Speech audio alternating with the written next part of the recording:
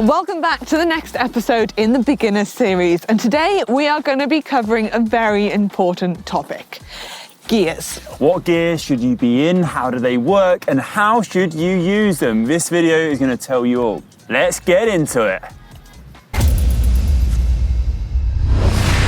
Now, I have to admit, when I first got into cycling and first got on a bike, I had no idea how to change gears, what gear to be in. It was a bit of a whirlwind. But thankfully, my local cycling club really helped me out and taught me everything I need to know. But for any beginner cyclist, it is very normal to have no idea what to do. So don't worry, we have you covered. Right, let's start with the basics. This at the rear of your bike on your wheel is called a cassette. Now, it usually has around 8 to 12 individual sprockets on there. And the bigger the sprocket, so the more teeth it has, the easier the gear to pedal is. But when you go down to the smallest one with the less teeth, that gear is going to be harder to pedal. Then we come up here to the middle of the bike where we have our chain rings. Usually you'll have between 2 and 3 chain rings. Here it's the opposite way round. So the bigger chain ring, harder, faster speeds, smaller chain ring, easier, more for climbs, lower speeds. Now, to change gears, it's all done up here on your handlebars, and the setup can look slightly different depending on what bike you're riding or what brand of group set you've chosen. But 9 out of 10 will be very similar to this if you are on a drop bar road bike. The shifters, the tools used to change gears, found here on your hoods, on your handlebars. Right, next up, how to shift or change your gears. Myself and Connor are also on electronic Shimano gears today, but whether you're on mechanical or SRAM or Campag, the premises is around about the same.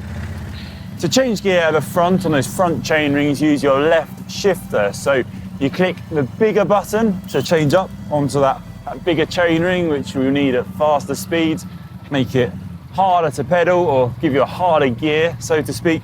Change down into a smaller chain ring, press the smaller button on the left, that knocks it back down.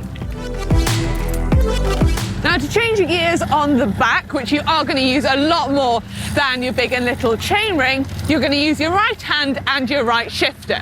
The button closest to you is going to make your gears harder, so go down to the littlest sprocket, and the gear a little bit further away is going to make the gear easier and make your legs spin a little bit faster.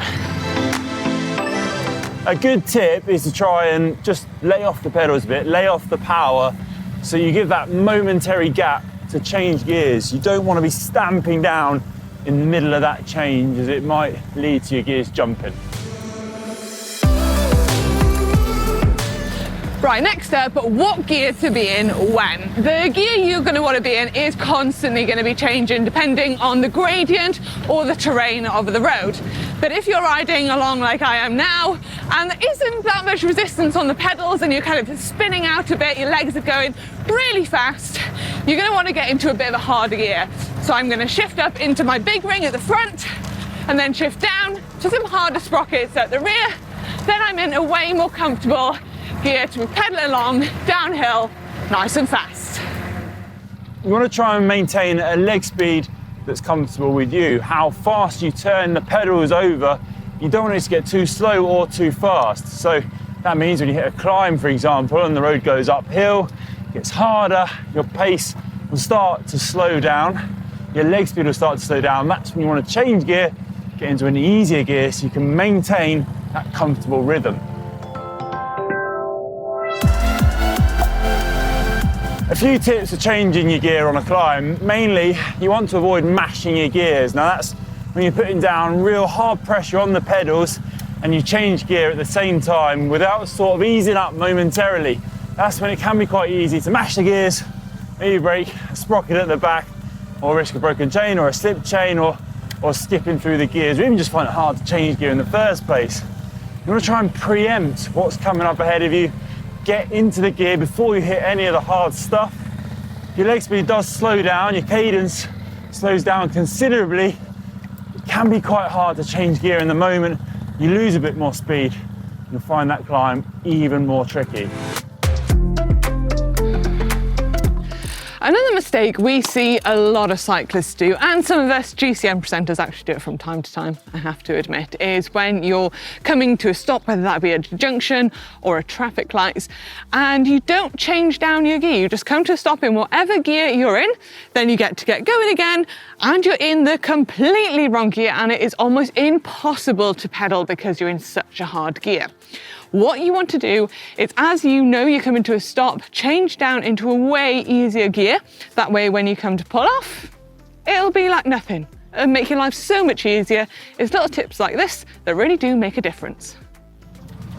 One thing I would bear in mind as well with the changes on the front chain rings is that they are very useful to go for a real quick change down from a real hard gear to an easy gear. Say if you're on the flat and you're heading onto a steeper climb, or vice versa, you need to change gear quick.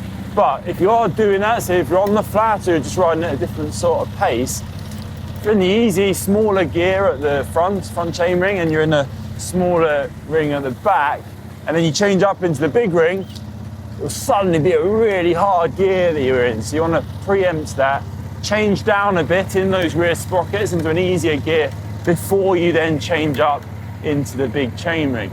And also one thing you want to try and avoid is cross chaining. So that's when your chain is on the big chain ring at the front and the big chain ring at the back, and it's just that aggressive angle of the chain line that way and vice versa. So small chain ring at the front, small sprocket at the back.